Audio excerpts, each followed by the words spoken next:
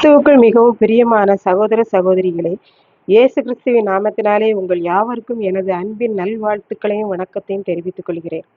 இன்றைய பகலின் குளிர்ச்சியான நாளின் வசனங்கள் லூக்கா எழுதின சுவிசேஷம் 1ஆம் அதிகாரம் 76, 77ஆம் வசனங்கள்.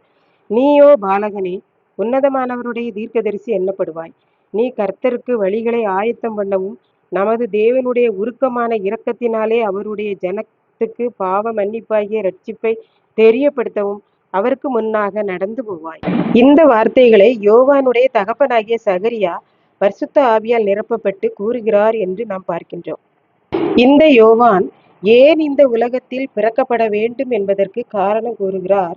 முதலாவது, கர்த்தராகிய இயேசு கிறிஸ்துவுக்கு வழிகளை ஆயத்தம் பண்ணுவதற்காகவும், இயேசுவின் பிறப்பிற்கு முன்னதாகவே அவரை பற்றி இந்த உலகிற்கு அறிவிக்கவும், உலகம் இயேசுவின் பிறப்பை அறியவும் இந்த உலகத்தில் யோவானை பிறக்கச் செய்தார் என்று நாம் பார்க்கிறோம். இரண்டாவதாக, தேவன் இரக்கமுள்ளவர்.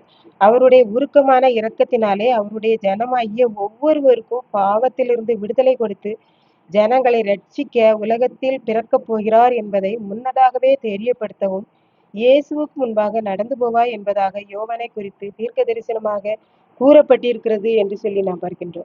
இன்றைக்கும் யோவானை போல நம்மையும் ஒரு தீர்க்கதரிசியாக, கர்த்தருக்கு வழிகளை ஆயத்தம் பண்ணுகிற அவருடைய பிள்ளையாக நம்மை அழைக்கிறார் என்று நான் சொல்லி பார்க்கிறோம்.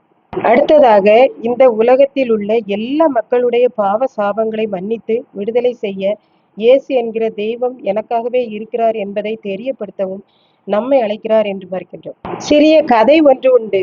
ஒருவன் தன்னுடைய மேலதிகாரியை தன்னுடைய அலுவலகத்துக்கு ஆய்வு செய்ய அழைத்து சென்றான். வழியில் கொஞ்ச தூரம் நடந்து செல்ல வேண்டியதா இருந்தது. அப்படி செல்லும் போது அவன் அதிகாரிக்கு முன்னாக சென்றான் என்று சொல்லி பார்க்கின்றோம். சென்று வழியில் கிடக்கும் கற்கள், தடைகள் எல்லாவற்றையும் சரி செய்து கொண்டே சென்றான். இப்படித்தான் யோவானும் ஆண்டவர் வருகைக்கு முன்னோடியாக வந்தான் என்று நாம் சொல்லி பார்க்கின்றோம். இதை கேட்டுக்கொண்டிருக்கிற எனக்கு அன்பானவர்களே, நான் இந்த தெய்வத்துக்காக வழிகளை ஆயத்தம் பண்ணுவேன் என்றும், இந்த உலக மக்களுக்காகவே ரட்சிப்பை பெற்றுக்கொள்ளவே இந்த தெய்வம் பிறந்திருக்கிறார் என்பதை உலகத்துக்கு தெரியப்படுத்துவேன் என்றும் நம்மை ஒப்பு கொடுப்போம். கர்த்தர் தாமே இந்த செய்தியை ஆசீர்வதிப்பாராக. ஆமேன், ஆமேன். ஜெபம்.